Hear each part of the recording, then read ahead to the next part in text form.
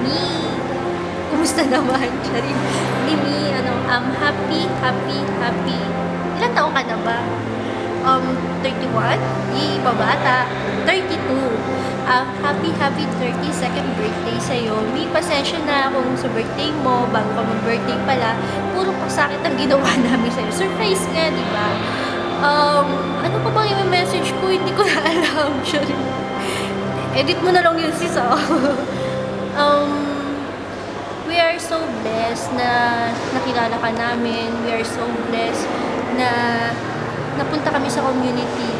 The last time nung GA, naalala ko, sinasabi nila kung ano yung blessing na na-receive namin last 2012. Ako actually, honestly, wala akong blessing na nakuha on material things, but we are so blessed, and I am so blessed na napunta ako sa community, nakilala ko kayo, naging pasi ka namin. Kasi sobrang bait mo, ano pa ba? Sobrang bait mo, maganda ka. Ano pa bang pwede namin sabihin? Napaka-patience mo, masyado kang pasensyosa, mapagtiis ka, martyr ka. Ano to, gumbursa? Charing. Ano pa ba? Basta ano pa bang gusto mo sabihin ko, Mi? Para binabola na kita eh. Ano pa bang gusto mo sabihin? But we're so blessed to have you, Mi.